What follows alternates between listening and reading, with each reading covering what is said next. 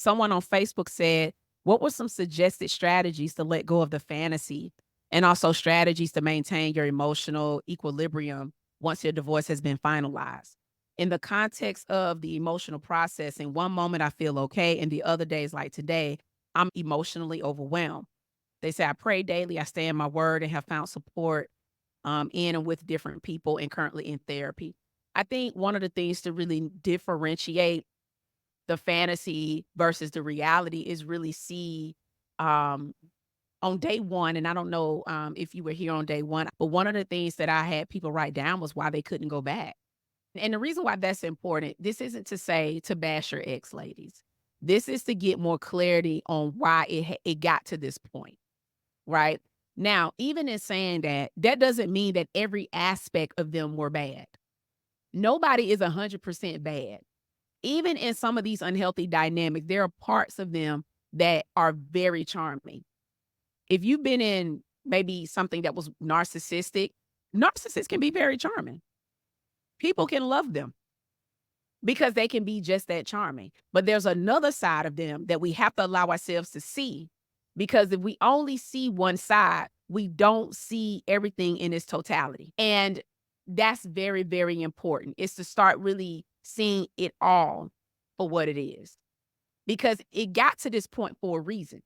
So even in the emotional abuse, they probably was, it may have been parts of them that, what, they were good in. Maybe they were good providers, but maybe they was just so emotionally abusive where you'll rather just work and provide for yourself. But we got to see both sides and ask ourselves, is this worth me staying for? And that goes back to seeing what works for you. One of the things that I don't do as a coach, I don't tell people to leave or stay. Now, when you're in something abusive, I do recommend to get into a safe space. But my overall goal is for people to start making decisions for themselves. And that goes into them doing an audit of their relationship. And that takes time. It takes time to detach from the fantasy. You don't get rid of the fantasy overnight. It still takes work. So the therapy that you're doing is still working. It's taking time. It's incremental, right? Like you said, I feel okay today, and other days I'm emotionally overwhelmed. That doesn't mean it's not working. It means that you're detoxing. So remember I said that we can be addicts, right? So did anybody ever see the movie Ray with Jamie Foxx? And he played Ray, of course. And when he was on drugs, they had to take him to a facility, and he was like really having difficulty detaching himself from the addiction of what drugs did to him. That wasn't pleasant. It wasn't. It was probably one of the most intense things to do, because now he has to detox himself from being so addicted for so many years. It's no different from a relationship. It's just a different type of addiction. So you're going through a detox. So yes, you may feel emotionally overwhelmed, and self-care yourself when that happens. Give yourself grace and know that it's part of the process, and it won't always be like this. So this is a season that you're allowing yourself to go through. This is why it's hard for people to do this work. And it's easier to go back to that relationship because you would rather deal with the pain than deal with the pain you don't know. And that's detoxing yourself emotionally. So I would say this, you're in therapy, that's working, right? Continue to do that part. You might need a coach. I'm unsure, right? It's one of those things where that can be very helpful as well. But I want you all to understand, like yesterday, I said time alone doesn't heal. It doesn't. But you have to still have time to heal, meaning that you still need time. So we got to give ourselves time to do this work, especially if you've been in something for decades. Okay. And as you're doing this, how are you winning?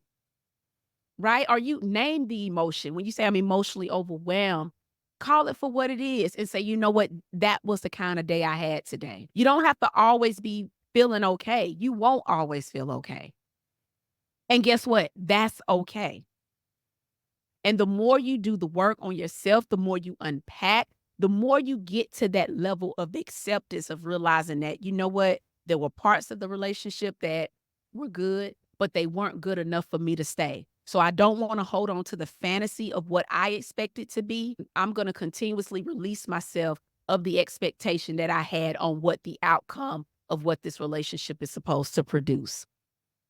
And so one of the strategies I would say is what you are doing, you just have to allow that to compound.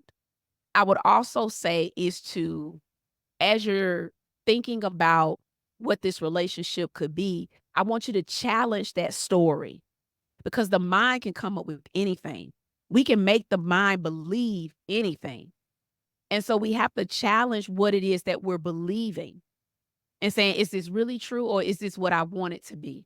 Parts of it may be true, but then there's another part of it that isn't. And so we got to start challenging the things that we're holding as true. And so this comes with a lot of asking ourselves the why of things. You know, when kids used to be like, why, mom? Well, why? Yes, it's almost like you got to go back to that part of yourself and start asking yourself those questions. How long have you been divorced? If you don't mind me asking. Ayana, come on now. You got to give yourself some time, honey. It's only been a month. It's only been a month. And here's the thing. Let me also say this too. It's been a month and you're praying, you found support, and you're currently in therapy. I know we want to see like the end result, but I need for you to focus on the journey. And the reason why that's important is because I want you to look at everything you're doing already. Those are wins. Ladies, you got to look at everything you're doing from a different perspective. You're in therapy now, right? You found support. For a person who's been doing the work I've been doing, everybody don't do that. I'm gonna be honest with you. I didn't do that when I initially got mine. It took me 5 years to realize that I was stuck in my story. You acted on it immediately. So this is still extremely fresh. It's a very fresh wound. And so you gotta give yourself some grace in that. You gotta give yourself some grace because if not, you will become your worst critic. But I need for you to be your biggest cheerleader and say, you know what? I am doing this. I am doing the work. It's not easy, but I'm doing it. And that's really important. And so I just wanted to point that out too, because I'm like, okay, you're only 30 days, 31 days in, give or take, of, you know, give yourself some grace and also be kind to yourself. You know, this journey is not linear. It's, y'all, it is a roller coaster. One minute you feel empowered. Tomorrow you like, why is this hurting me? Why am I feeling this way? Because that's a part of the journey. It really is. And so that's why it's so easy. I know one person said that the person that they was with, they jumped from relationship to relationship. That's why it's easy to jump into one because it avoids people from facing themselves. Because now you got to look at yourself. And a lot of people don't want to look at themselves. They don't want to be in their own thoughts. They don't want to feel. So let me distract myself by entertaining somebody else, only to bring that same chaos into that relationship. I'm telling you, it doesn't change. They just change people. Ayana said, I guess because I've been divorcing him for over a year and now that everything is finalized, I felt like I should be further along than I am. No, it's layers to this. And considering what that divorcing him for a year looked like, that could be more from a legal perspective than anything else, right? So remember, I either said this on Sunday or Monday. We dissolve, but we don't detach. So yes, the ending of the relationship is over, but how it leaves you may not be. And so we have to allow ourselves to know that even though we're no longer together, it doesn't mean that it doesn't impact me. And I think that is the part we got to still allow ourselves to do because everybody don't get it. So they think when you are divorced from them that you're just going to ride into the sunset. And that may not be the ending, right? It may be the beginning of doing your work. Because sometimes when you're going through the legal process of divorce, maybe you could be with somebody who's high conflict. They're not cooperative. They make it more difficult. That process is very emotionally draining. And when it's over, you might feel a level of relief, right? I say for me, I felt a lot of relief about it, but there were still things that I needed to unpack from a residue perspective. And so just because you've been divorcing him for a year doesn't mean you should be further along, but you are, right? Because you did dissolve it. That's one part. Now we have to intentionally detach, meaning that we gotta feel the feels. We gotta go through all those different things. And my recommendation is to do it. It'll make you more resilient, more emotionally stronger. Um, and you'll be grateful for this season.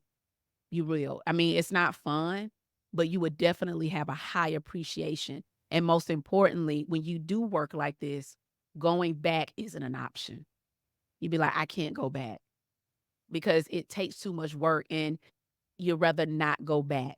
I'm not saying that you won't meet people that will try you.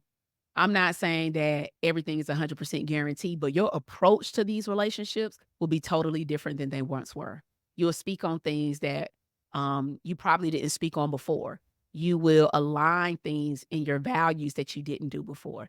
You're okay with having the hard conversations, right? Because that's hard to do when you've never done it before. Like Wendy said yesterday, was it yesterday or day before yesterday? Wendy said she had to learn how to say no. Like, you gotta learn how to say no.